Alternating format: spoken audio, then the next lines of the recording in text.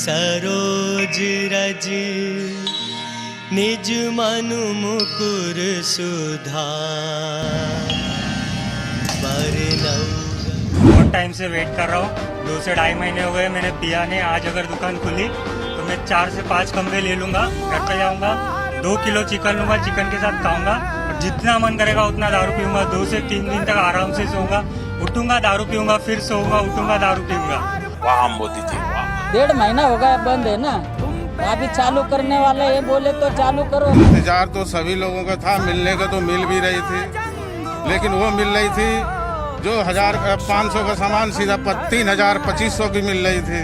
अच्छा महसूस हो रहा है, इतनी महंगी विस्की पी है खरीद के, 400 वाला क्वार्टर 2000 में पिया है, 100 वाला क्वार्टर 3000 में पिया है। बिल्कुल सर, बहुत खुशी की लहर है भाइयों में, सब में, पूरे मोड़ तक पूरे मतलब लाइन इतनी है कि 400-500 आदमी लाइन में लगा हुआ है। सच्चे सपूत को दहके प्रवाल को नमन है तुमको, है भारत के वीर, हे भारत के वीर, है भारत के वीर। इतिहास से आज से दुनिया के आगाज से गूंजा है धरती गगन, हिम्मत से उन्माद से जब बात हो देश की, परवाह नहीं शेष की। तुमने संवारा वतन बलिदानों की आंच से।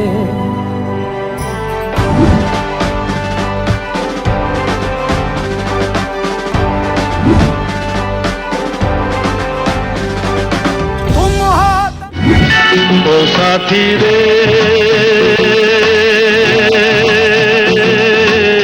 तेरे बिना भी क्या जीना, तेरे बिना भी क्या जीना। 3.0 की शुरुआत के साथ ही देश की समस्त राज्य सरकारों ने शराब की दुकानों से शटर हटा दिए, लेकिन इस कदम को उठाते ही देश की करोड़ों की जनता के साथ राज्य सरकारों ने विश्वासघात किया है, उनको धोखा दिया है। क्योंकि जिस प्रकार की सोशल डिस्टेंसिंग, मास्क का प्रयोग करना, हैंड सैनिटाइजेशन प्रोसेस को लगातार दिन में 3-4 बार प्रयोग करने के लिए जो हमारे देश की जो जनता कार्य कर रही थी लगभग 40 दिनों से, उनके साथ धोखा किया राज्य सरकारों ने। क्योंकि जिस तरीके से 2 दिनों से लंबी लंबी कतारें मधुशालाओं के बाहर लगी हैं, उसको देखते हुए यही लग रहा है कि देश की समस्त राज्य सरकारों ने, चाहे वो बिहार हो, बंगाल हो, राजस्थान हो, उड़ीसा हो, त्रिपुरा हो, आसाम हो, बंगाल हो, चाहे दिल्ली हो, इन सभी राज्य सरकारों के मुख्यमंत्रियों ने अपनी ही राज्य की जनता को धोखा दिया है। क्यों? क्योंकि जिस तरीके की कतारें वहां पर लगी हुई हैं, उसमें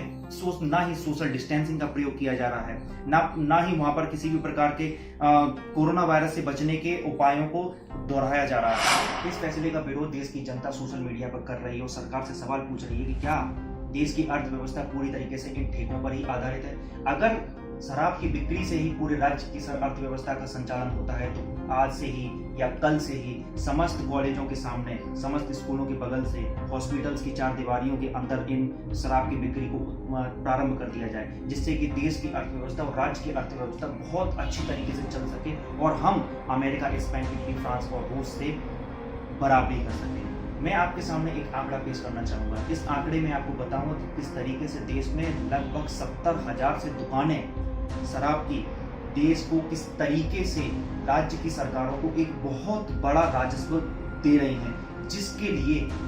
मजबूर होकर गृह मंत्रालय ने कहा कि हमारे ऊपर राज्य सरकारों का बहुत बड़ा दबाव था, जिसके कारण हमें ये फैसला लेना पड़ा कि आप अपने राज्य के अंतर्गत लॉ एंड ऑर्डर को बनाते हुए, सोशल डिस्टेंसिंग का पालन कराते हुए शराब के ठेकों को खोल दें। और इन्हीं शराब के ठेकों को खोलकर देश की समस्त राज्य सरकारें, मुझे लगता है 2-3 दिन के अंदर ही पैसे वाले हो जाएंगे। और हाँ, हो सकता है हम कोविड से बहुत अच्छे से लड़ सकें, क्योंकि सारे मुख्यमंत्री इस तरीके से गिड़गिड़ा रहे हैं और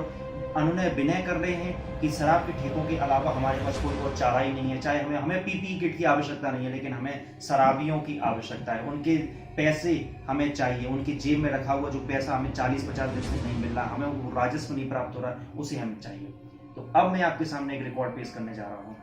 देश में राज्यों का जो राजस्व है लगभग उसका 25 से 30% हिस्सा सिर्फ और सिर्फ शराबों के कारण आता है, शराब की बिक्री के कारण आता है। और एक आंकड़ा मैं आपके सामने पेश करता हूं, महाराष्ट्र को पिछले वित्त वर्ष में 24,000 से ज्यादा करोड़ रुपए का राजस्व सिर्फ शराब की बिक्री से हुआ। वहीं कर्नाटक को 20,948, राजस्थान को 7,800 और पंजाब को 5,600 और दिल्ली को 5,500 करोड़ रुपए का राजस्व इन शराब की दुकानों से हुआ।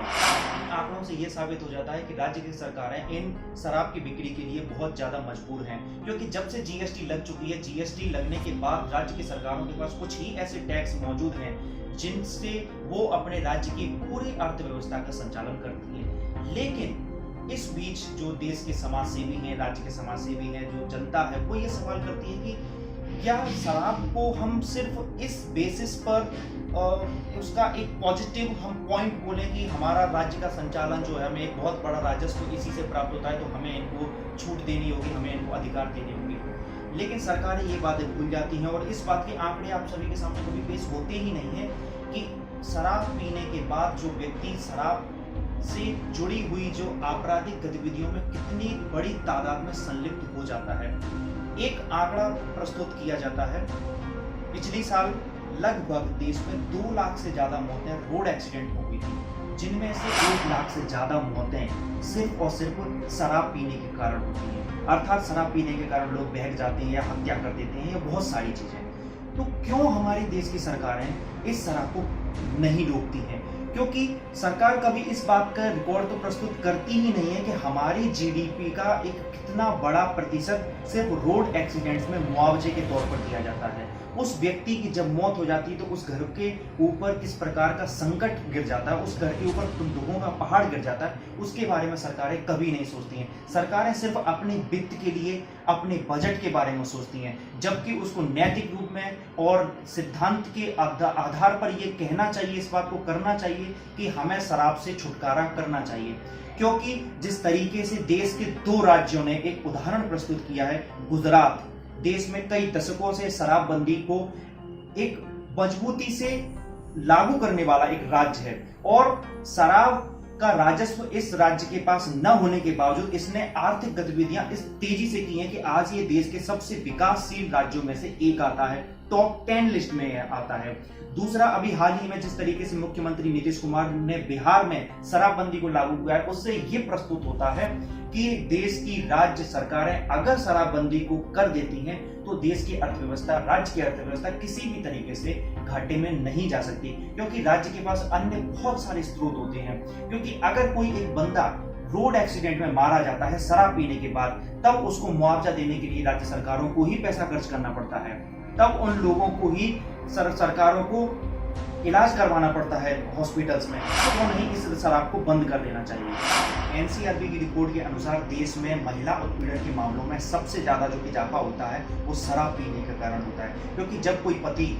कोई पुरुष शराब पीकर आता है तो अपनी पत्नी को पीटता है, वो बच्चे दहल जाते हैं अपनी माँ को पीटते हुए देखकर, और उन बच्चों की मनोदशा के ऊपर क्या असर जाता होगा इसके बारे में सिर्फ वही बच्चे जानते हैं, वही महिलाएं जानती हैं जिनके ऊपर ये दुखों का पहाड़ रोज गिरता है, और तिल तिल कर वो महिलाएं रोज मरती हैं, जिसके कारण देश में फांसी जैसी स्थिति उत्पन्न हो जाती है, आत्महत्या, दहेज उत्पीड़न, बहुत सारे मामले हैं।